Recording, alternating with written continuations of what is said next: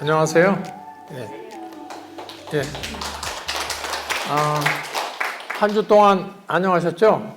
오늘은 이런 그 도교가 우리나라에서는 특히 그 불교라든가 또 민간의 이런 신앙하고 같이 결합해가지고 그게 잘 나타난다.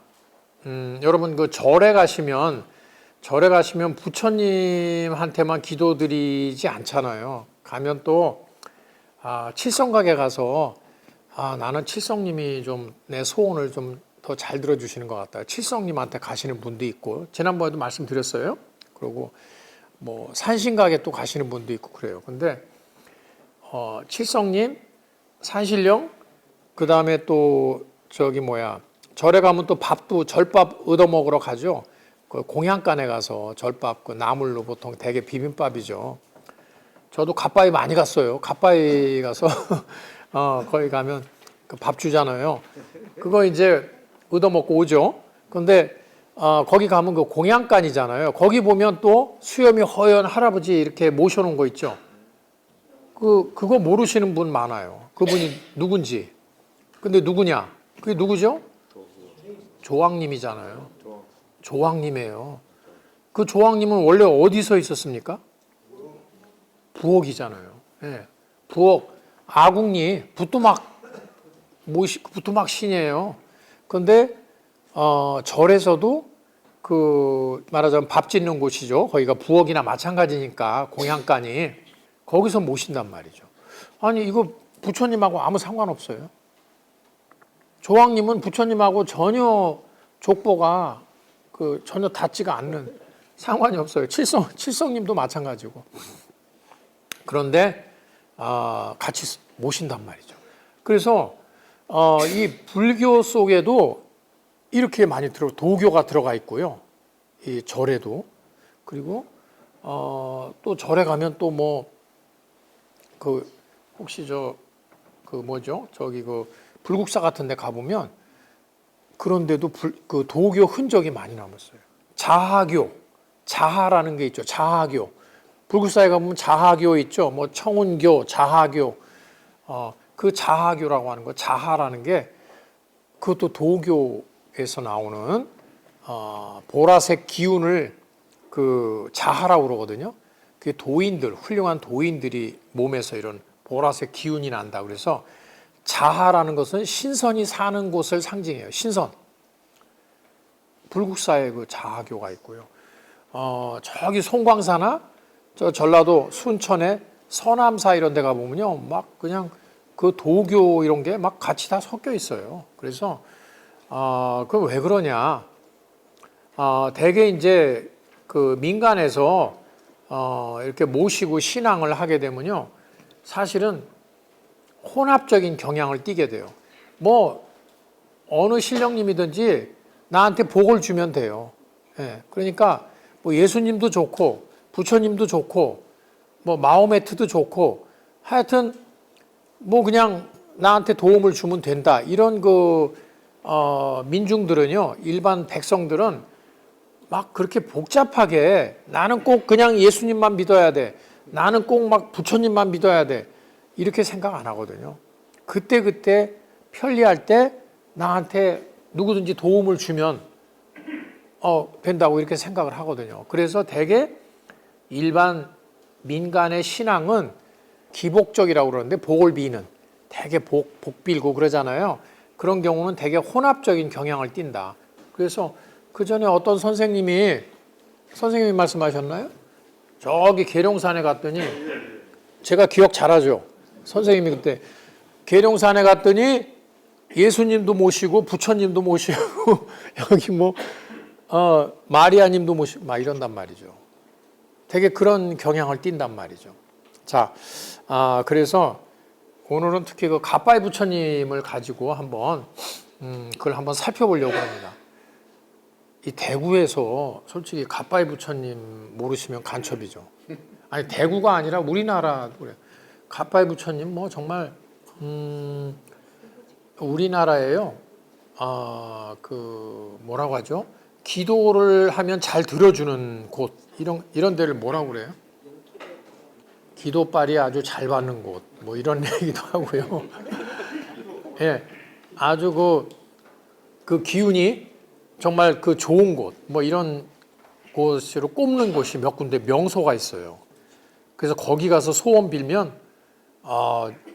웬만하면 이루어진다. 가빠이 부처님이 그 중에 하나예요. 가빠이 부처님. 그 다음에 또 저기 어디 있죠 또? 남해, 지금 벌써 아시네요. 남해 관음. 그렇죠? 남해 관음. 남해도에 있죠.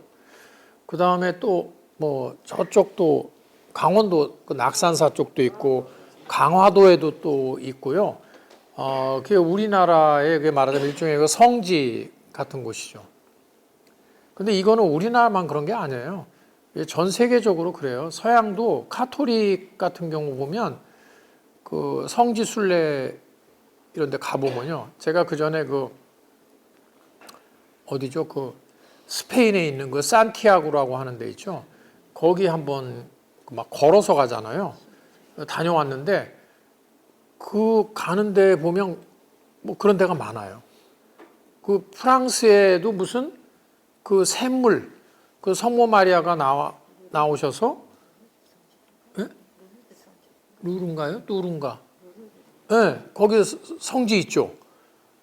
그래서 그 샘물 마시면 병도 낫고 막 그랬고. 그 다음에 또 유명한 데가 뭐냐면, 스페인에 있죠. 스페인에서 포르투갈인가요? 거기 넘어가는데 파티마라고 거기도 가봤어요. 거기는 그 성모 마리아님이 막 몇 번 나타나서 막 사람들한테 이렇게 그 설교를 하고 막 예언을 하고 막 그랬다는 막 성지예요. 근데 그런 데서 뭐 기도하면 병도 낫고 막 소원도 이루고 그런다고 그래서 전 세계에서 사람들이 오고 그래요. 그래서 우리나라에도 그런 데 있어요. 카톨릭 성지 있어요. 우리나라에도 그런 성지가. 근데 모든 사람의 그런 이 마음 속에는 내가 어렵고 그럴 적에는 내가 뭔가 기도를 해서 뭔가 정말 내 소원을 좀 이루어야 되겠다. 뭐 공통적이고 보편적이라고 이렇게 생각을 해요. 여러분들도 안 그러세요? 저도 마찬가지입니다만 여러분들도 정말 그 자식을 위해서 또는 자기 자신을 위해서 정말 답답하고 모든 게 안 풀리고 그랬을 적에는 내가 어디 가서 정말 빌어도 보고 말이죠. 정말 극진하게 정성을 다해서 뭐 평생을 다해서 자식 위해서 또 뭐 계속 하시는 분도 있고 그런 심리는 다 보편적이에요. 자, 그래서 이 가빠이 부처님 같은 경우는 정말 뭐 우리나라에서 아마 가장 많은 사람들이 참배하고 기도하는 데가 아닌가. 뭐 어떤 기록에 의하면 뭐 1년에 한 700만 명 온다는 말도 있고 700만 명. 그 다음에 하여튼 몇백만 명이 온다고 그래요. 그러니까 엄청난 거 아니에요? 그렇죠? 예. 제가 타이완, 대만에 불광산이라고 거기 또 엄청난 그 불교 성지가 있어요. 대만의 타이 중에. 거기는요, 막 불교 도시예요, 도시 자체가. 거기 그리고 굉장히 화려하게 잘 꾸며놨고요. 엄청나게 어마어마한 규모로 막 해놨어요. 가빠이는 너무 소박해요. 근데 그렇게 막 해놨거든요. 근데 뭐 1년에 한 2, 300만 명 온대요. 가빠이에 비하면 반밖에 안 돼요. 그런데도 뭐 그 정도인데도 뭐 엄청나고 의리의리하게 막 해놨어요. 예. 근데 가빠이는요 그렇게 많은 사람들이 오는데도 가보면 굉장히 소박해요. 뭐 케이블카 놓는다고 그러다가 또 반대해서 안 놓기로 했죠 아마. 그렇죠? 사람들이 다 걸어가죠. 한 30분은 걸어가야 돼요. 뭐 빈부 귀천을 막론하고 아무리 뭐 돈 많은 부자든 그렇죠? 아무리 잘난 사람이든 일단 걸어가야 돼요. 거기 가빠이 부처님까지 가려면 내려야 돼요. 내려서 일단 주차장에서 내려서 걸어가야 돼요. 30분 일단 걸어가야 되고, 그리고 절이 굉장히 소박하죠. 중국 절하고 일본 절하고 비교하면 우리나라 절은 굉장히 소박해요. 여러분들도 아마 해외에 혹시 나가셔서 가령 일본만 가도요, 교토라든가, 교토 가면 그 유명한 절이 있죠. 거기 풍신수길이가 그 기도드렸다는 풍신수길이 그 위에서 지었다는 그 청수사 기요미치데라라고 하는 기요미치데라 있죠, 교토에. 거기도 뭐 사람들이 얼마나 많이 가고 뭐 굉장하죠. 그리고 거기 뭐 금각사, 은각사 뭐 이런 유명한 절들이 있죠, 일본에도. 근데 일본 절은 너무 예쁘게 꾸며놓고 너무 아름답게 관광 명소, 관광지 아주 그냥 그렇게 해놨어요. 일본 절은. 왜 그렇죠? 일본은 그 절이요, 일종의 그 개인 기업이나 마찬가지예요. 그 주지하고 그 가족들이 운영해요. 그래서 패밀리 비즈니스, 가족 사업이에요. 일본 절은 대대로 다 부자죠. 그러니까. 그래서 그거를 일종의 그 비즈니스나 마찬가지예요. 사업이나. 그래서 사람들 많이 와야 되고, 그러니까 예쁘게 아름답게 꾸미고요. 그 다음에 우리는 보통 절에 가면 그냥 한번 들어가면 입장료 그냥 한번 내고 들어가면 끝이잖아요. 거기는 가서 들어가서 또 막 돈 몇 번 또 내죠. 이거 보려면 또 돈 내고, 뭐 무슨 보물 보려면 또 돈 내고. 완전히 사업이에요. 거기서 또 안에서 차 마시려면 또 돈 내고.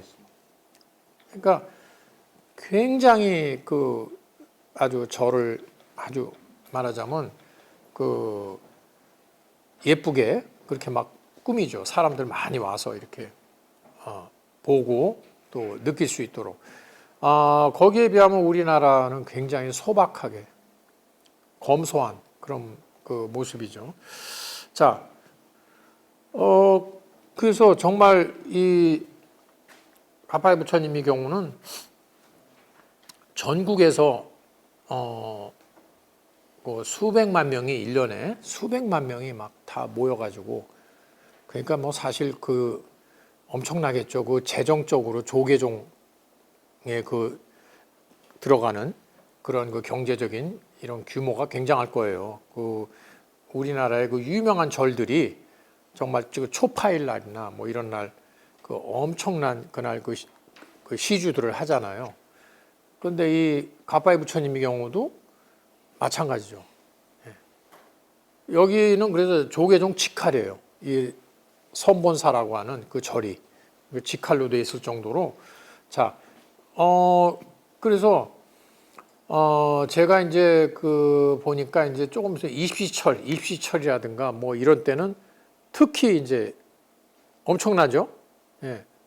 그 가빠이 부처님 그 이렇게 모자 쓰신 게 이 가시라고 그러죠. 그게 뭐 대학교 사각모하고 비슷하다고 그래가지고 특히 그 입시 뭐 이런데 아주 용하시다고 굉장히 이제 그런 소문이 많이 났죠.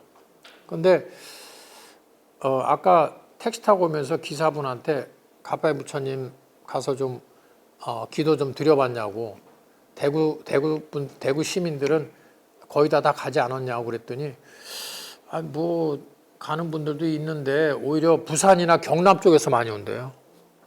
그래서 내가 왜 그러냐고요. 그랬더니 가빠이 부처님이 그 방향이 저쪽을 부산 경남 쪽을 바라보셔서 그래서 그쪽에서 막 그 많이 온다고, 그쪽에서 더 오히려 소원을 들어준다고 그러셔가지고 뭐 그 버스 대절해가지고 진짜 버스 대절해서 많이 오잖아요.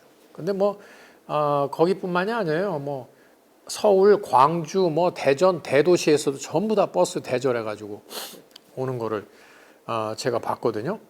자, 그러면 우리가 이제 한번 생각해 볼 필요가 있어요. 왜 이 가빠이 부처님에 가서 사람들이 왜 이렇게 그 몰려들어서 기도를 할까? 다른 절도 있고 다른 부처님도 많고 뭐 굉장히 많아요. 그런데 왜 갓바위 부처님한테 이렇게 그 유독 그 사람들이 모여들까? 여기에는 이유가 있다는 거예요. 이유가 있어요. 물론 갓바위 부처님의 그 구호가 뭐냐면 갓바위 부처님 한 가지 소원은 들어주신다. 한 가지 딱 여러 개 얘기하면 소용없다. 한 가지 딱 한 가지는 꼭 들어주신다고 그래가지고 특히 이제 그렇죠. 그런데 사람들 사이에서는 굉장히 갓바위 부처님이 영험하다. 꼭 소원을 들어주시더라. 그래서 이제 입소문을 타고 사람들이 대중들이 많이 가는 거거든요. 그렇죠? 예. 그래서 이게 단순히 그 불교 신앙 때문일까? 불교 믿기 때문일까? 부처님을 숭배하기 때문에 그런 걸까? 그러면 다른 절도 좋은 절 많아요. 그렇죠? 다른 데도 뭐 우리나라 사찰이 뭐 전국에 뭐 다 있잖아요. 근데 꼭 그 부처님 때문에 꼭 내가 불교 열심히 믿기 때문에 그럼 뭐 난 서울에 사는데 난 조계사 가서 열심히 또 북한산에 절에 가서 열심히 해도 되죠. 근데 굳이 왜 갓바위 부처님을 찾느냐 이거죠. 이런 이유에 대해서 우리가 생각을 해봐야 되거든요. 네. 그래서 대구에 사시는 말하자면 이 갓바위 부처님에 대해서 관심이 있는 분들 또는 이런 불교 문화에 대해서 우리가 한번 그 생각을 좀 할 수 있도록 한번 저는 오늘 왜 갓바위 부처님에 대해서 사람들이 왜 그 기도를 드리고 왜 전국적으로 그런 인기가 있느냐 그걸 가지고 한번 말씀드리려고 그래요. 자, 갓바위 부처님은 어떤 분이냐? 영남의 명산이고요. 이 팔공산, 대구광역시의 진산이라는 게 그 고을에 아주 고을을 지키는 아주 가장 그 중심되는 산이죠. 그래서 그 진산이라고 해요. 서울의 진산은 어디겠습니까? 북한산이죠. 북한산. 예. 이 대구의 그 진산은 바로 이 팔공산이라고 할 수가 있는데 팔공산의 동쪽 끝 거기에 관봉이라고 하는 관봉이니까 이게 갓관자니까요. 그 갓봉우리죠. 갓봉우리 또는 이걸 그래서 관암이라고도 하죠. 갓바위. 예, 그 정상에 있다. 예, 관봉 정상에. 아까 말씀드린 것처럼 여기가 대한민국 최고의 기도처 그리고 불교 성지다. 자, 그러면 이제 왜 이렇게 이 갓바위 부처님이 주목을 받게 된 건지 한번 우리가 역사적으로 한번 종교적으로 한번 살펴보기로 하죠. 우리 민족은 옛날부터 하늘을 숭배해 왔다. 우리 민족 불교가 들어오기 전부터 이 하느님 숭배하고 막 이랬어요. 하느님 숭배하고 그게 이제 기록에 나와요. 중국의 오래된 신화집 산해경이라는 책을 보면 여기에 이런 글이 나와요. 조선이라고 하는 나라가 있다. 조선. 하늘이 그 나라 사람들을 길렀고 물가에 살면서 나무를 아끼고 사랑한다. 이거 조선이라고 그랬으니까요. 이게 지금 이시조선은 아니에요. 태조 이성계. 그렇죠. 이 책은 지금부터 2000년도 더 전에 만들어진 오래된 책이에요. 이 산해경은. 그러면 이거는 당연히 지금 이시조선은 아니에요. 그럼 이 조선은 뭐냐? 우리가 역사에서 배운 바로 고조선이죠. 고조선. 이 고조선에 대한 기록이 있는데 거기 보면 하늘이 그 나라 사람들을 길렀다. 그리고 물가에 살고 이게 뭐냐면 하늘이 그 나라 사람들을 길렀다는 건 바로 이 나라 사람들이 하늘을 숭배한다는 거. 하느님 숭배한다는 얘기죠. 이 천신을 숭배한다는 거. 그것이 벌써 이렇게 오래 전부터 이렇게 있고요. 그 다음에 물가에 산다는 것은 우리 민족이 대개 물가의 도읍지를 정하고 평양, 뭐 한양 대부분 그렇죠. 다 부여, 뭐 공주. 물론 이거는 뭐 꼭 우리 민족만 그런 거 아니고 전 세계적인 현상이긴 해요. 대개 물가에 사는 게 편하니까 그렇긴 하지만 어쨌든 우리나라도 그렇죠. 그 다음에 이제 남을 아끼고 사랑한 민족이다. 천성이 굉장히 어질다는 얘기죠. 이게 우리나라 사람들이 옛날에는 이렇게 굉장히 성품이 좋았다는 거죠. 지금은 조금 우리가 뭐라고 해야 되나 좀 민망하죠. 지금은 이렇게 막 대서특필할 정도로 이런 건 아니에요. 근데 이거 객관적인 거예요. 우리가 뭐 자화자찬한 게 아니에요. 옛날에 중국 사람들이 우리나라를 보고 객관적으로 평가한 거예요. 고조선 사람들은 천성이 굉장히 착해, 어질고 이렇게 나온 거예요. 자, 어쨌든 이런 걸 보면 우리나라 사람들이 되게 옛날부터 어떤 종교심, 특히 하늘을 숭배하고 막 이런 천신 그런 그 민족이었다 하는 거를 보여줘요. 그래서 우리 민족이 그 산을 숭배하고 그 산에는 거룩한 신이 있다고 살고 있다고 생각을 하죠. 산에. 그래서 지리산의 노고단, 지리산 꼭대기에 제사터가 있어요. 노고단. 그 노고라는 게 뭐냐면 늙은 할미인데 늙을 노자에다가 할미 고자예요. 근데 이거는 그냥 늙은 할미라고 그러면 별거 아닌 것 같지만 굉장히 존경해서 그래서 노라는 것은 늙었다는 꼭 그런 뜻은 아니에요. 굉장히 훌륭하고 그래서 중국말에서 스승 자기 선생님 스승을 뭐라고 그래요? 노사라고 그러잖아요. 꼭 늙어서 노자를 쓰는 게 아니에요. 그 아주 그 훌륭하고 굉장히 그런 좋은 분이라는 의미죠. 그런 의미에서 이 노자가 그 다음에 고라는 것도 그냥 할미고자지만 여기서 할미라는 것은 그냥 나이 많은 할머니를 뜻하는 게 아니라 아주 신성한 어떤 여신 같은 것을 이렇게 표현한 거예요. 신성한 여신. 마고할미, 마고라고 하는 그 여신이 있어요. 그때도 고자를 쓰거든요. 할미 고자를. 그거는 그 옛날에 이런 그 고자를 쓴 거는 굉장히 아주 그 신성한 어떤 그 여신 같은 존재에다가 이걸 붙인 거예요. 그래서 지리산에 그런 아주 그 여신, 그런 걸 숭배를 했고요. 태백산에도 천재단이 있어요. 천재단. 강화도 만이산에는 또 참성단이 있죠. 단군 할아버지 뭐 여기 뭐 기도드리고 뭐 했다는 이런 거예요. 뭐 이렇게 그 산에 우리나라는 그 제단이 많아요. 산에서 기도드리고 막 그런 제단들이 많아요. 그 산은 왜 그래요? 하늘하고 통하는 곳이라고 생각해요. 하느님하고 다 통하는 곳이에요. 산이. 그러니까 꼭 산에 가서 기도드리고 이랬단 말이죠. 산에 가서 또 그런 하느님하고 내가 소통을 한다. 뭐 이런 생각을 하고 그랬어요. 이런 우리나라는 이런 그 말하자면 민간 신앙 옛날부터 이런 민간 신앙이 있었다. 하늘을 숭배하고 그렇기 때문에 또 산을 숭배하고 산을 굉장히 신성하게 생각을 했어요. 자, 그래서 이런 전통이요. 이게 몇천 년부터 내려와요. 그래서 신라 때 가면 통일 신라 이때 보면 지금 기록에 남은 거죠. 오악이라고 해서 오악. 이거는 아마 중국하고도 관계가 돼요. 중국이 원래 오악 5개의 천하에 5개의 명산이 있어요. 중국에서. 동쪽에 있는 유명한 명산이 뭐죠? 중국에? 태산이죠. 태산. 그렇게. 중국의 유명한 그 명산들. 서쪽에 뭐 화산.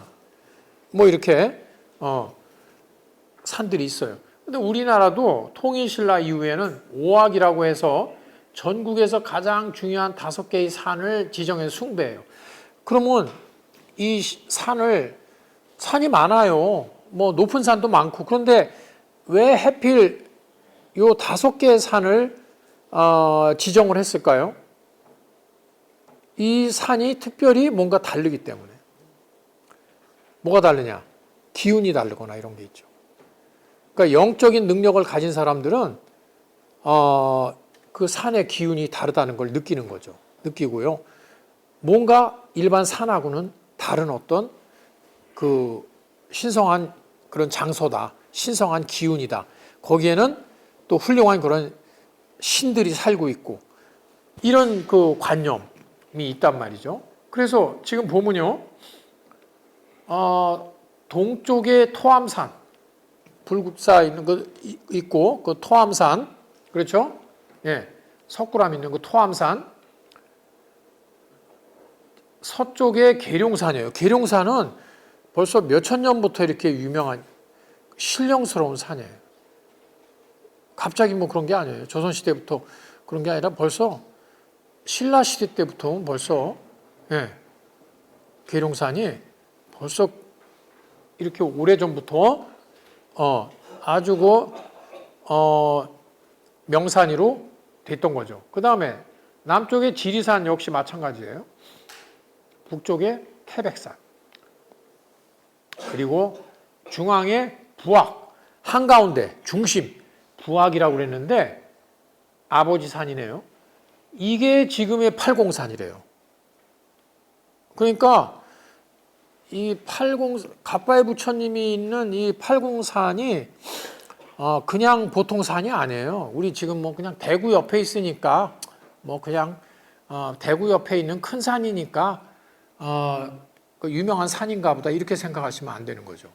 이거는 벌써 통일신라부터 통일신라니까 벌써 1000년도 전에 사실은 통일신라 때 그때 결정을 했다는 거니까 그 전부터 유명한 산이죠. 사실은 그 전부터 이 산은 특별한 산이다.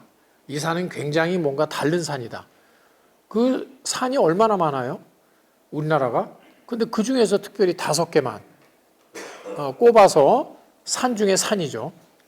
이유가 있단 말이죠. 그래서 바로 팔공산이 그때부터도 명산이었다는 거죠. 그러면 그 팔공산에는 처음에 그 산신이 있었을 거예요. 우리나라 토착, 우리가 모시는 산신, 팔공산에 신이 있어요. 다. 그런데 나중에 불교가 들어와요. 신라시대 때 불교 들어오죠? 네. 그러면 거기에다가 이제 절을 만들잖아요. 절. 이 팔공산에 그 신라 때 5악이니까 신라 때 그 당시에는 우리 말하자면 민족이 믿어오던 이 산신령이나 이런 신들이 사는 그런 훌륭한 산이었어요. 부처님하고 상관없었어요. 처음에는.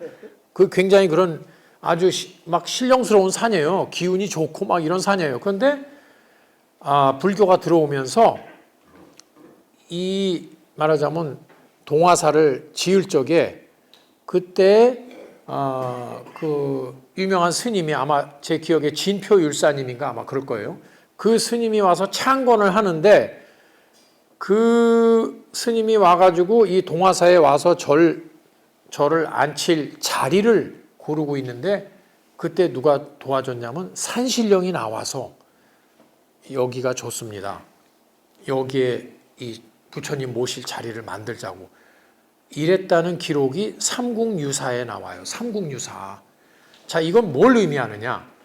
토착신앙과 산신령은 우리의 전통 불교보다도 더 먼저 아까 우리나라가 신령님 숭배하고 산을 숭배한다고 그랬죠? 우리나라의 전통적인 그 신앙 대상이 산신령이에요. 그런데 산신령이 그 진표율사가 와서 여기 팔공산에 절을 지으려고 하니까 산신령이 나와가지고 도와줬다. 그 자리를 잡아주고 협조했다는 얘기는 뭘 의미합니까? 이거는 바로 토착신앙과 불교가 서로 싸우지 않고 잘 이렇게 그 말하자면 조화롭게 같이 이렇게 공존했다는 걸 의미하는 거죠. 물론 이제 그렇다고 해서 전혀 외래 종교, 중국이나 인도에서 온 불교가 아무 저항 없이 그 우리나라의 한반도에 정착을 했냐? 그건 아니죠. 사실은 이미 뭐 2차 도니가 막 그냥 순교를 하고 또 뭐 그 외에도 뭐 굉장한 또 뭐 충돌이 있었겠죠. 그렇죠? 예, 불교, 기독교 들어올 때도 그랬잖아요. 막 조선시대 때 얼마나 많이 천주교도 학살하고 그랬어요. 그런 일들은 있었겠지만 그러나 결국에는 서로 화합하고 같이 상생하고 공존하는 길을 택했다는 거. 이거를 삼국유사의 그 기록이 보여주는 거예요. 그래서 어쨌든 이거 굉장히 중요한 그 의미예요. 이거는. 결국 갓바이 부처님이 이런 환경 속에서 탄생했다는 걸 의미하는 거예요. 토착 신앙과 불교 신앙이 같이 합쳐지면서 갓바이 부처님이 탄생을 했다. 자, 이렇게 우리가 봐야 됩니다. 그래서 불교가 이 땅에 들어오면서 산신을 모시던 토속신앙의 근거지인 팔공산은 부처님을 모시는 불교의 성지로 변모해요. 그래서 이렇게 토착신앙과 불교가 합쳐지면서 팔공산의 이 갓바이 정상에 부처님이 모셔지게 된 거다. 지금 이렇게 이제 우리가 볼 수 있어요. 지금. 그러니까 토착신앙, 그 팔공산에 대한 이 산은 굉장히 신성하고 기운이 좋다. 이런 생각과 또 부처님이 우리 소원을 들어주신다. 이런 부처님에 대한 신앙심이 합쳐지니까 더 강력한 어떤 힘을 갖게 되는 거죠, 이게. 예.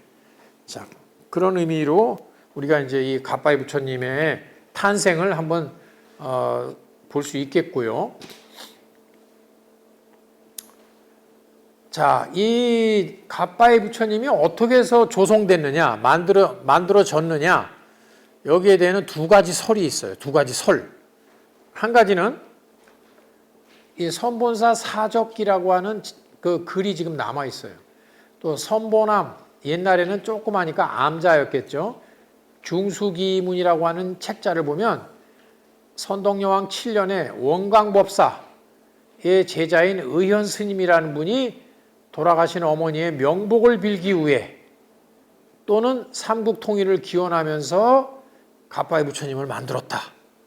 뭐 이런 그 기록이 하나가 있고요. 그러니까 의현스님이라고 하는 분이 효심이 두터웠나 봐요. 그래서 어머님 명복을 빌기 위해서 부처님을 이게 돌로 만들었다는 거죠.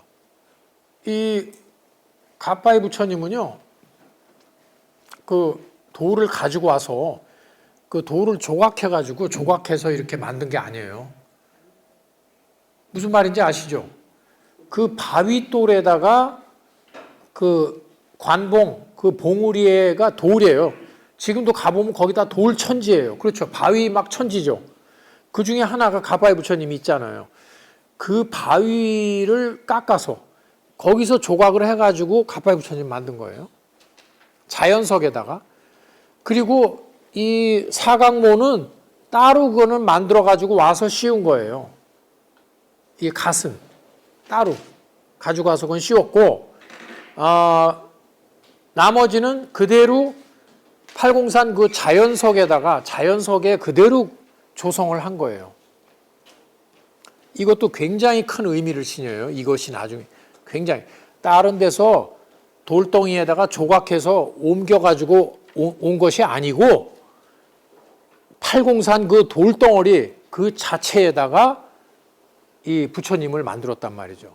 이 굉장히 이게 큰 의미예요. 그 다음에 이제 설명을 하겠습니다.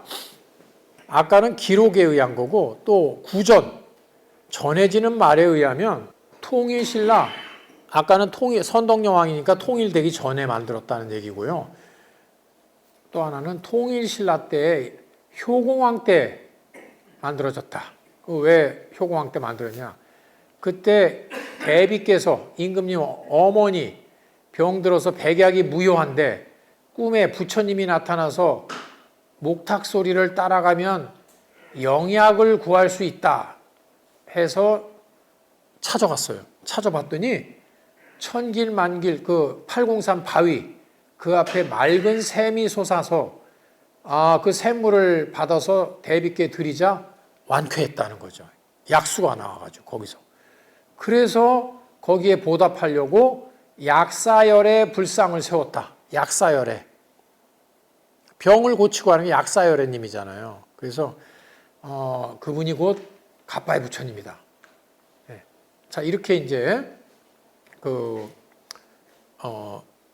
가빠의 부처님이 만들어졌다는 설이 지금 두 가지예요. 두 가지. 예, 두 가지가 지금 있습니다. 자, 어쨌거나 이제 이 신라 때 하여튼 이 가빠의 부처님이 생긴 것은 분명하죠. 신라 때 만들어져요. 그런데 미스테리한 게 있어요. 그 이후에는 가빠의 부처님에 대한 기록이 없어요. 잊혀졌어요.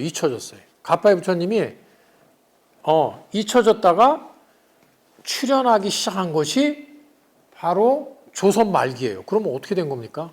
거의 1000년 동안 잊혀졌어요. 가빠의 부처님. 네. 기록이 없어요.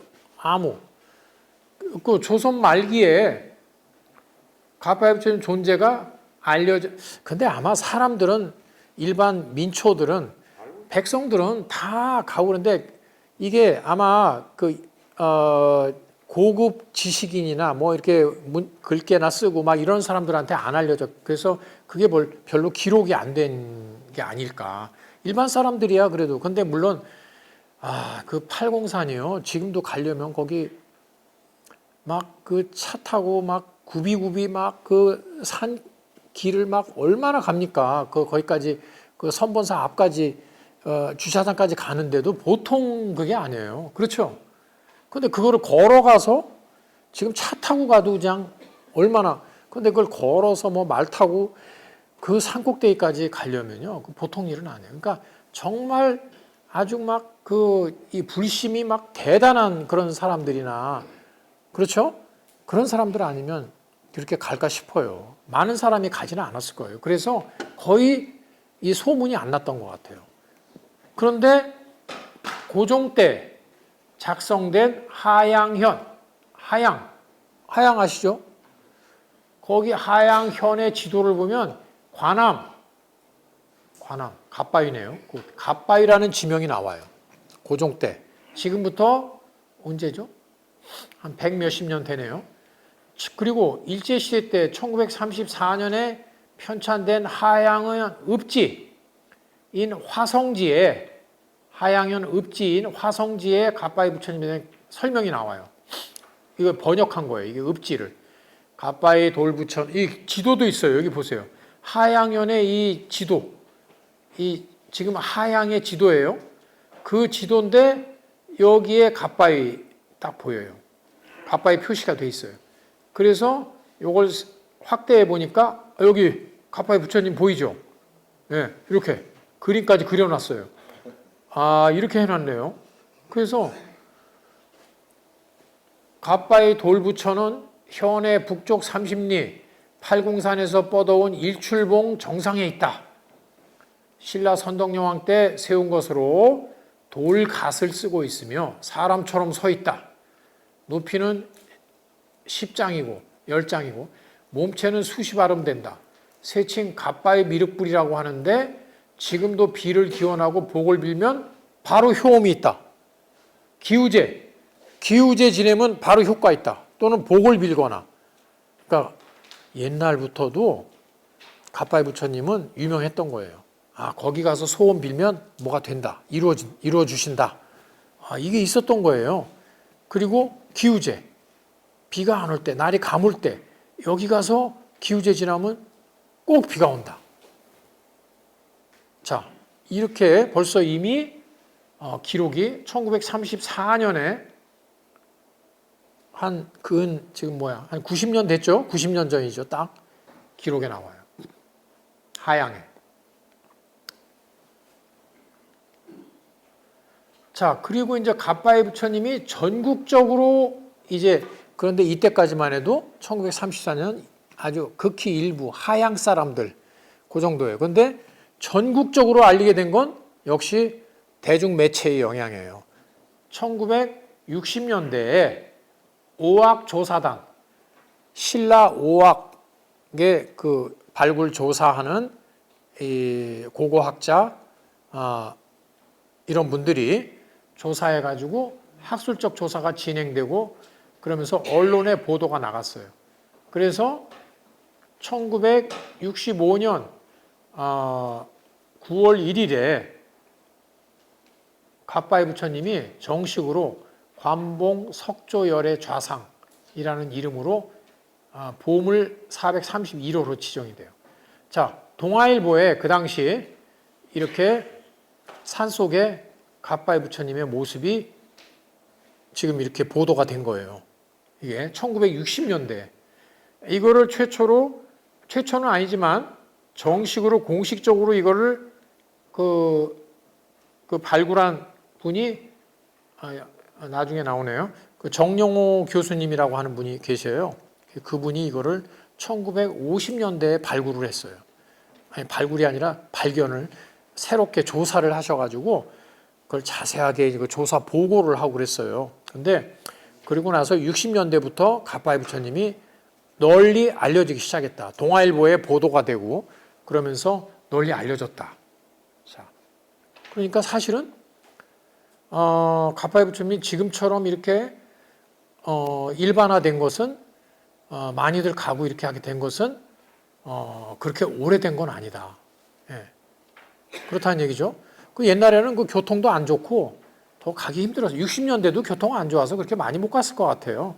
근데 뭐 요즘에는 길이 이제 잘 났고 뭐 하양 그쪽까지 뭐 버스든 뭐든 뭐 다 잘 가니까 지금은 또 자가용으로 뭐 많이들 가고 그러니까 지금은 뭐 교통 수단도 좋고요. 길도 잘 났고 그래서 더 많이 가게 된 거죠.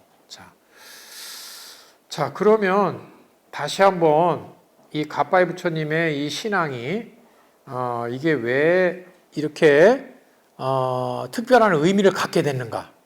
예, 다른 부처님도 많고 다른 절도 많은데 왜 다른 산도 많은데 왜 팔공산의 갑바이 부처님이 특별히 이렇게 용하다고 영험하다고 모든 그 사람들한테 많은 사람들한테 인정을 받았을까 하는 걸 한번 살펴보시죠. 자, 이 갑바이 부처님의 이 종교적인 의미를 한번 보시겠습니다.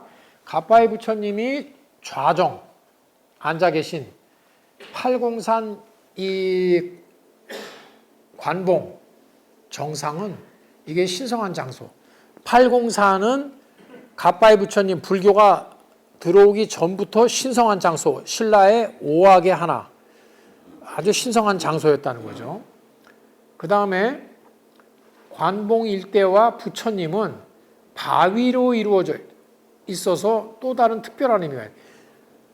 거기 전부 다 바위예요. 그거 가보시면 알겠지만 그 관봉, 갑바위 그 부처님 주위에도 전부 다 바위로만 돼 있어요. 다. 돌 바위예요. 돌.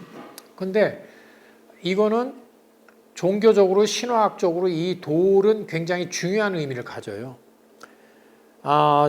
기운이 좋고 이런 신성한 장소는 그런 산들은 대개 그 돌이 달라요. 돌.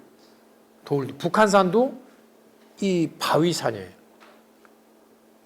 광주의 무등산도 그렇고요. 이 바위죠, 말하자면. 그 바위가 굉장히 그 산에 어떤 그러한 그 기운을 함축하고 있다. 이렇게 생각을 해요.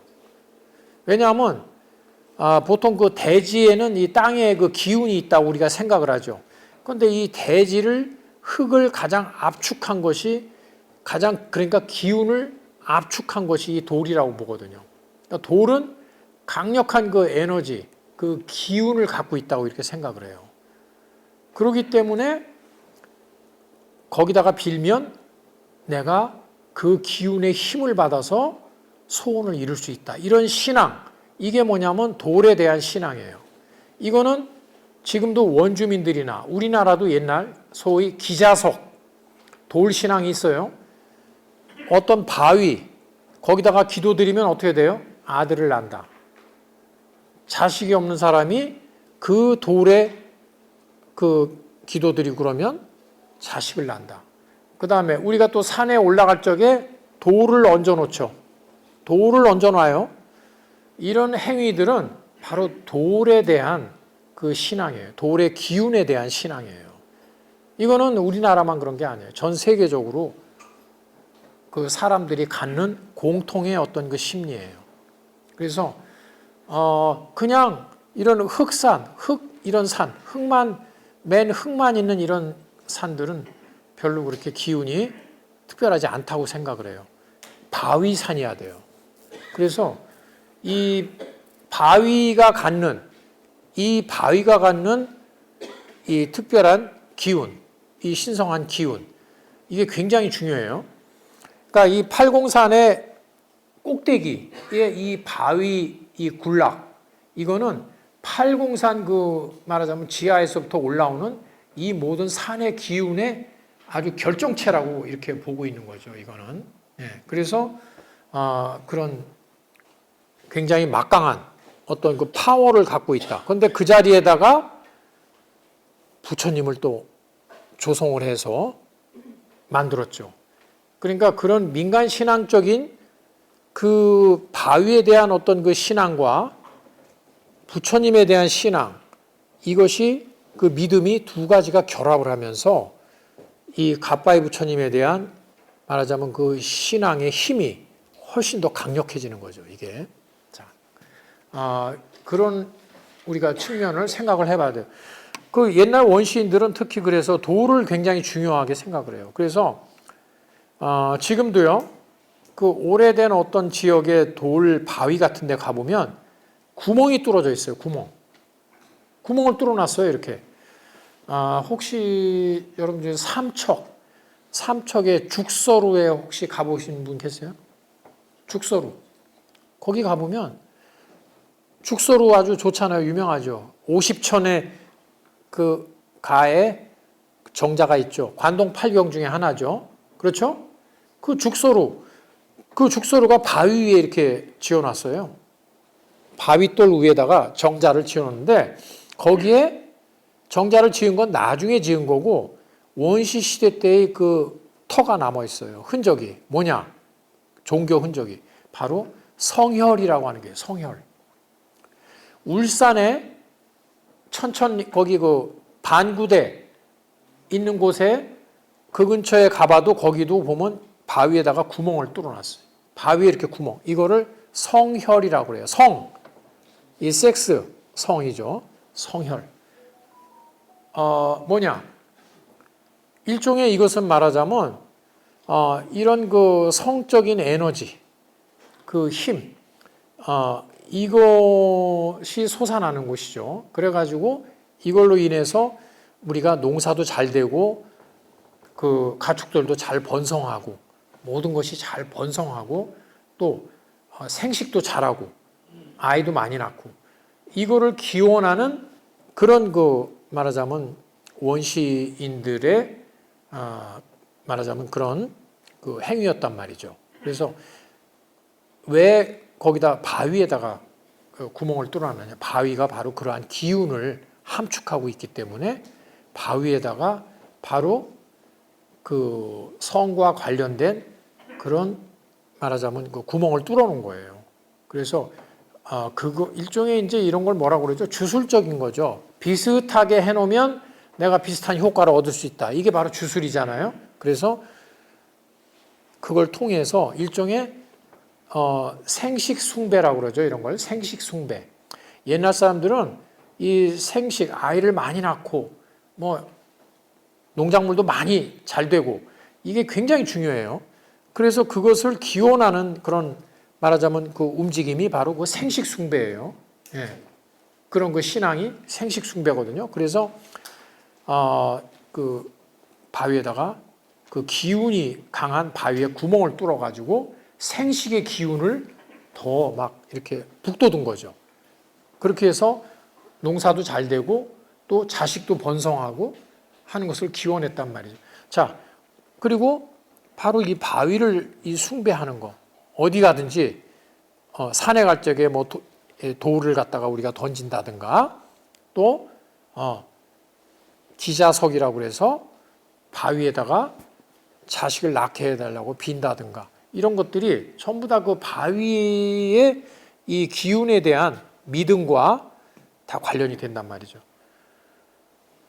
그래서 오악의 중심으로서 신성한 팔공산의 관봉 정상에 모여 있는 기암괴석, 이 기암괴석들 이거 보세요. 기암괴석은 엄청난 기운의 결정체예요, 이게. 게다가 부처님은요 외부의 돌이 아니라 바로 그 팔공산의 이 강력한 파워인 이 돌 자체로 이렇게 만들어 놨단 말이죠. 그러니까 이거는 에너지가 보통이 아니다. 그러니까 말하자면 뭐 풍수라든가 이 길을 따지는 사람들은 이 보면 여기는 이래서 그렇구나. 그 이유를 당연히 알 수가 있는 거죠. 그래서 가빠이 부처님, 그래서 여기 그 가면요, 기도만 뭐 드리고 이제 뭐 그렇게 가는 사람들도 있지만 사실은 이 가빠이 부처님하고 다 연결이 돼 있잖아요. 거기 바위들이 그 바위에다가 이렇게 몸을 좀 이렇게 해서 그 기운을 받는다든가, 그렇죠? 네, 뭐 그렇게 하라고. 이제 그런 사람들도 많아요. 그렇게 가서 하고 거기다가 이제 기운을 내가 이제 더 많이 받기 위해서, 물론 부처님에 대한 그 믿음과 그 다음에 전통적인 우리나라 그 원시 시대부터 내려오는 그런 이 산에, 신성한 산에 대한 그 믿음, 이런 것들이 지금 결합이 돼 있다, 이렇게 볼 수 있죠. 자, 이것은 말이죠, 관봉 바위에 이 엄청난 기운을 숭배했던 옛사람들의 흔적이 존재해 있어요. 뭐냐면 여기서 바로 옛날에는 산신령한테 제사도 드렸고요, 가뭄이 들면 기우제를 지내고 또 자식을 낳기를 빌기도 하는데 온갖 소원을 빌었다는 거죠. 여기에. 이것이 결국은 그걸 의미하는 거예요. 단순히 이거는 부처님에 대한 그 신앙, 그것만이 아닌 거죠, 이거는. 그렇죠? 부처님에 대한 신앙만이 아니에요. 그래서, 그 기우제를 지내는데 왜 부처님한테 왜 그래요? 기우제는 부처님하고 관계 없어요. 예. 근데 여기서 기우제를 지내면 특별히 더 효과가 있다. 그 기운을 받아가지고 그 원하는 소원을 이룰 수 있다. 자, 그래서 지금도 가보면 사실은 그 가빠이 부처님 그 밑에 보면 약간 돌들이 좀 끄실려 있어요. 검은 자국 같은 거, 옛날에 기우제를. 그러니까 옛날에는 아예 이 부처님, 가빠이 부처님 밑에서 그냥 제사를 지내고 기우제를 지내고 거기서 막 불을 피웠던 거예요. 꼭 불을 피워야 돼요. 청솔가지 같이 막 연기 많이 나는 것들 있죠? 그 물기가 많아가지고 그걸 태우면 막 뭉게 막 연기가. 그러면 이것이 바로 구름을 유발하고 비를 유발한다. 자, 이런 거를 뭐라고 그럽니까? 주술이라고 그러죠. 공감주술. 예? 예. 그래서, 모방주술이라고도 하고요. 그게 주술이에요. 뭔가 비슷하게 하면 비슷한 효과가 난다. 내가 구름 같은 거 비슷하게 만들면 비가 온다. 모방 해가지고 하는 주술이죠. 이렇게 해서 이제 기우제. 또, 기우제 지내도 안 되고 또 그런 경우 또 다른 방법도 있어요. 꼭 그것만 있는 건 아니에요. 청개구리를 잡아와요. 청개구리를 잡아와서 막 구타를 막 해요. 얘가 아프잖아요. 그럼 청개구리가 막 깨굴깨굴 울어요. 그러면 조금 있다가 이제 비가 온다. 이렇게 생각했어요. 청개구리 구타. 비 안 올 때. 비가 오면 막 개구리들이 나와서 난 난리를 치잖아요. 이게 비하고는 개구리하고는 뭔가 관계가 있어. 그러니까 이 청개구리를 자극을 하면 비가 올 거다. 청개구리 울게 하면 비가 온다. 그래서 청개구리를 구타하는 막 때려요. 그러면 비가 온다고 생각해요. 이런 것도 뭐예요? 비슷한 일을 하면 비슷한 효과, 또는 청개구리와 비 사이에는 모종의 기운이 통한다. 뭔가 관계가 있다. 이런 생각, 이런 걸 뭐라고 그래요? 주술적인 생각이에요. 주술적인 생각. 그래서 하여튼 이 갓바이 부처님 여기 가서도 그런 행사를 했단 말이에요. 기우제 행사를 했어요. 자, 그런데 그렇게 한 거는 뭐죠? 부처님하고는 상관없어요. 부처님하고 상관없이 바로 이 갓바위, 이 바위가 갖는 팔공산이라는 산, 이 영험한 산, 기운이 아주 그 강한 산, 기운이 좋은 그 산의 꼭대기, 기운이 완전히 응축되어 있는 그 바위. 이것이 우리에게 큰 힘을 준다고 이렇게 생각을 하는 거죠. 거기에 부처님의 신앙심까지 하면 이거는 뭐 완전한 거예요. 부처님에 대한 그 신앙. 그러니까 또 갓바이 부처님이 특히 그렇기 때문에 더 큰 위력을 발휘할 수 있다. 아마 이것이 소박한 일반 백성들의 그런 그 마음이죠. 그런 생각이죠. 그래서 거기 가면 한 가지 소원은 꼭 들어주신다. 한 가지는. 무조건 한 가지. 뭐 여러 개 필요 없고 한 가지는 꼭 들어요. 그러니까 욕심 부리면 안 된다는 의미도 있어요. 여기는요. 너무 욕심 부리면 한 가지는 꼭 들어주신다. 주술적인 생각을 했던 거죠. 자, 그래서 중요한 것은 이거는요, 과학적인 그런 차원의 얘기가 아니라 우리의 마음, 심리상으로, 우리가 과거 오랜 시절부터 우리 민족이 가지고 있던 이 산에 대한 어떤 그 숭배, 하는 또 신성한 이런 그 산들에 대한 그런 숭배하는 심리들, 이런 것과 또 부처님에 대한 어떤 신앙, 이런 것들이 결합하면서 그것이 갓바이 부처님에 대한 어떠한 그 이 신화를 만들어내지 않았나, 이렇게 한번 생각해 볼 수 있다는 거죠. 자, 그 다음에 이제 또 보시죠. 갓바이 부처님은 그 시대마다 대중들의 그 소망에 부응해서 그 부르는 호칭이 달라졌다 이거죠. 암울하고 혼란했던, 정치적으로 특히 혼란했던 시절에는 갓바이 부처님은 미래의 이상세계를 염원하는 시대적 요청에 의해 미륵불로, 초창기에는 미륵불로 숭배가 됐어요. 특히 통일신라 말기나 이럴 때는 혼란했잖아요. 그래서 그때는 이 새로운 시대, 우리의 구세주, 새로운 시대를 열어주는 부처님으로서 그때는 미륵불, 일반 백성들한테 미륵불로 많이 신앙이 됐다. 처음에는 미륵불이에요. 그랬는데 오늘날의 이름은요, 갓바이 부처님은 모든 질병과 재액을, 애군을 물리쳐준다는 약사열의 부처님으로 또 숭배돼요. 바뀌었어요. 처음에는 미륵불이었는데, 여러분 혹시 논산에 가보면 은진미륵 있죠? 관촉사에.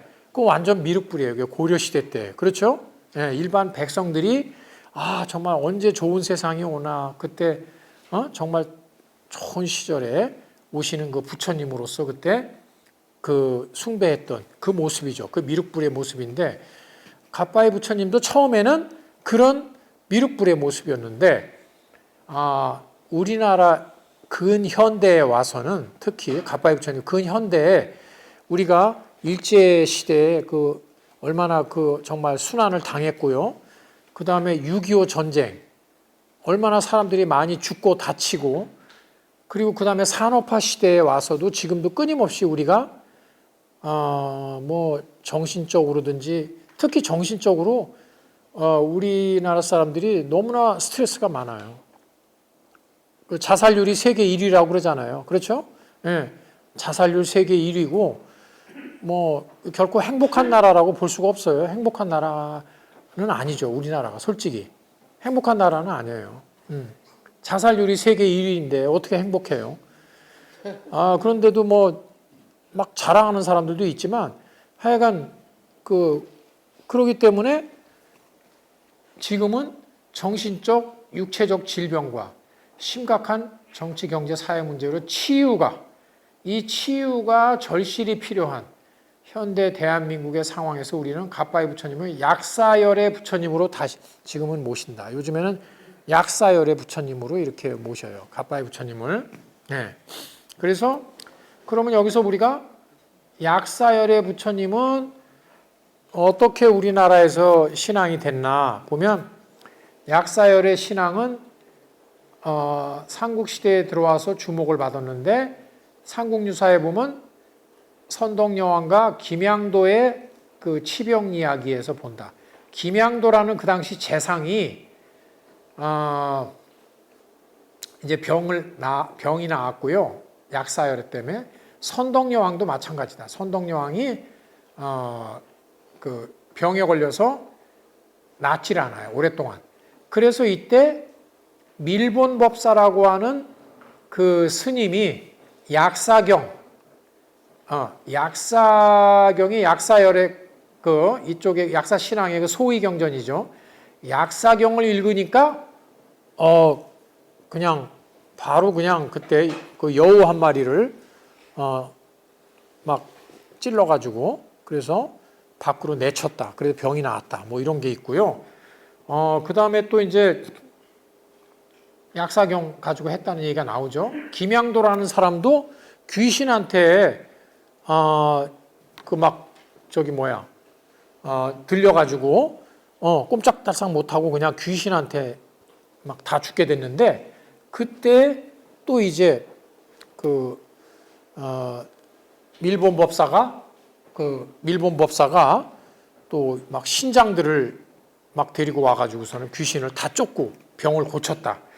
그래서 이제 벌써 이제 이런 그 신앙들이 벌써 있었고 이게 통일신라 시대 때 약사열의 신앙이 자리를 잡았고 그랬다는 거죠. 그래서 약사불이 이제 조성이 됐는데 지금 그 남아 있는 게 뭐 이런 경주 남산의 칠부람의 이런 부처님, 그 다음에 팔공산 비로봉에 또 여기 마의 돌에 여기에 그 새겼죠. 그 바위에다가 새긴 약사열의 좌상이 또 있다. 이렇게 이제 보고 있어요. 자, 그 다음에 이제 갓바위 부처님의 문화재로서의 가치를 한번 보시겠어요. 예, 아까 말씀드린 것처럼 최초의 학술적 조사는 59년도에 고고학자 정영호 교수가 진행을 했어요.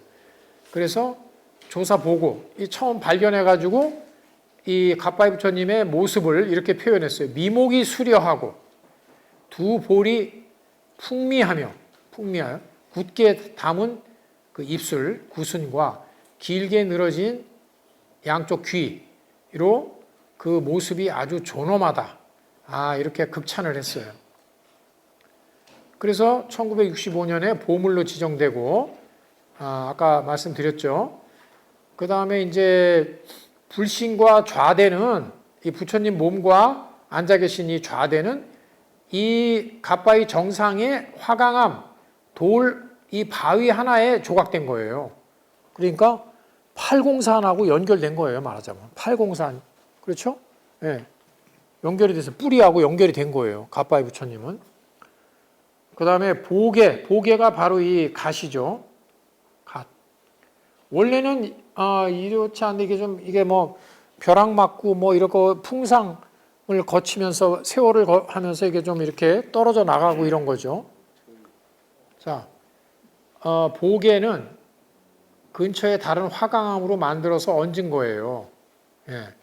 그리고 이 좌상 뒷면에 이 바위가 광배 역할을 한다. 부처님의 그 광배 그 역할을 한다. 그 다음에 이것이 만들어진 시기는 통일신라, 그러니까 9세기쯤으로 추정된다. 되게 9세기로 보고 있어요. 통일신라 시대 때. 선생님 저게 응? 아까 뭐예요? 아니 예.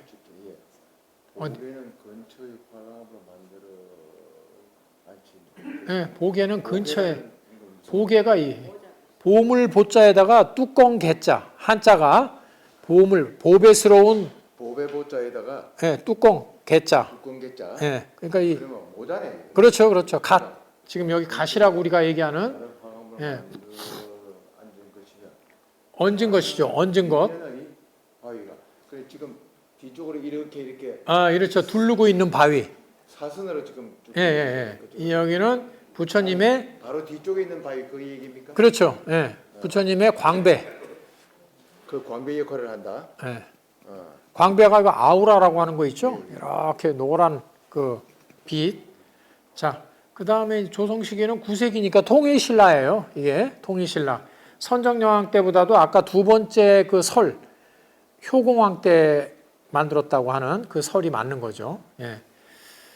그 다음에 이 갓바위 부처님하고 약간 좀 뭐 비슷하게 보이는 게 같은 시기에 군위 삼존불 본존상 이런 것하고 좀 서로 약간 그 관련이 있다, 영향 관계가 있다, 뭐 이렇게 비슷한 시기니까요. 이렇게 보고 있는 불교 미술 작품이다. 자, 이렇게 이제 지금 보고 있습니다. 자, 우리의 소원을 들어주시는 갓바위 부처님 한 가지 소원은 꼭 들어주신다. 이 말 속에는 이 고해 속에서 갖가지 어려움에 부딪혀 살아가는 중생들의 간절한 소망과 갓바위 부처님의 권능에 대한 지극한 믿음이 담겨 있다. 그런 얘기를 할 수가 있고요. 자, 조선 순조 때 작성된 그 선본사 사적기를 보면 갓바위 부처님을 뵙고 감동을 느껴 소원을 빌면 들어주시는 경우가 많았다. 이게 벌써 옛날부터도 소원을 잘 들어준다는 거는 이게 요즘에 생긴 게 아니라는 걸 알 수가 있어요. 벌써 옛날부터도 부처님 많은데 갓바위 부처님한테 가서 빌면 소원을 잘 들어준다. 이거는 아주 사람들이 그 소문이 났던 거예요, 이미. 일제시대에 편찬된 화성지에서 지금도 비를 기원하고 복을, 그 효과가 있다. 이 마을 어른들, 그 갓바위 부처님 아래 그 마을 있죠? 저도 그때 이제 제가 한번, 답사를 갔는데, 거기 얘기 들어보면, 그분들이 어렸을 적이죠. 그러니까 일제시대 때쯤 될 거예요. 그 당시 노인들이. 근데, 1960년대까지도 가뭄이 들 때 갓바위 부처님 앞에서 기우제를 지내면 바로 비가 왔대요. 멀쩡하던 하늘이 바로 그냥 비가 왔다는 거예요. 그래서 확실히 갓바위 부처님은 영험하시다. 이런 것들이 아주 상당히 그 당시 사람들의 그 마음속에 그것이 퍼져 있던 그런 생각이라는 걸 알 수가 있는 거죠. 근데 이제 불교 입장에서 보면요, 이런 것은 사실은 이게 불교의 진정한 의미하고는 좀 거리가 있는 거죠. 스스로 자기가 깨닫고 이래야 되는 거지, 뭐 복을 빌고 막 이러는 게 불교의 진정한 의미는 아니죠. 그렇죠? 깨닫고 내가. 그래서 이건 부처님이 방편이로 어리석은 중생들이 그래도 이렇게 이걸 빌고 소원을 들어주고 그러면 뭔가 거기서 한 걸음 더 나아가서 부처님을 더 열심히 믿고 깨달음을 얻는 길로 나아가기를 바라는 하나의 방편이다. 뭐 이렇게 이제 생각을 종교적인 측면에서는 불교의 입장에서는 그렇게 생각할 수 있겠죠. 그런데 이제 너무 그냥 뭐 소원만 가서 무조건 빌고 말이죠. 이거 기복신앙이라고 이제 얘기를 하는데요. 그러나 정말 힘없고 무력하고 또 정말 내가 간절하고 지금 이 상황이 너무 간절할 때는 뭐 누구나 그래요. 그건 뭐 존귀한 사람이든 천한 사람이든 부자든 가난한 사람이든 어떤 어려운 상황은 다 있잖아요. 뭐 질병이든 무슨 사업상의 어려움 뭐든지 뭐 그런 경우에는 다 이렇게 뭔가 내가 어디에 의지하고 빌고 정말 기도하고 싶은 심정이거든요. 그래서 그런 그 심정에서 이렇게 갓바위 부처님을 우리가 믿고 의지하는 것은 정말 어떻게 보면 하나의 어떤 그 근원적인 그런 우리의 마음의 하나의 그 형태라고 보고요. 거기서 더 나아가서 진정한 그 이 종교의 가르침, 깨달음을 얻는 데까지 나아가야 된다. 그렇게 이제 생각을 해야 되겠죠. 이상으로 이제 그 갓바위 부처님에 대해서 대략 이제 그 의미, 그 말씀을 드렸고요. 왜 갓바위 부처님이 영험하다고 소문이 났는가? 거기에는 이러한 우리나라의 민간 신앙, 이 토착적인 신앙과 그 다음에 무슨 기운이 어떻고 이런 얘기는 이건 도교적인 얘기예요. 기운 가지고 뭐 기운을 타고 나서 어떻게 한다면 이건 도교하고 관련이 돼요. 그 다음에 산이라든가 하늘에 대한 숭배, 이것은 민간 신앙, 우리의 토착 신앙이죠. 그것과 또 가빠이 부처님은 불교 신앙, 이런 것들이 이렇게 결합이 되면서 아까도 말씀드렸지만 대중들은 정말 굉장히 종교에 대해서 굉장히 혼합적인 그런 그 자세를 취한다. 무엇이든지 나의 소원을 들어줄 수 있으면 다 신앙의 대상으로 모실 수가 있거든요. 그래서 이러한 우리의 민간 신앙과 도교나 도교적인 관념이나 또는 불교 신앙이 같이 하나가 됐다 하는 것을 가빠이 부처님의 예를 들어서 오늘 설명을 드렸습니다.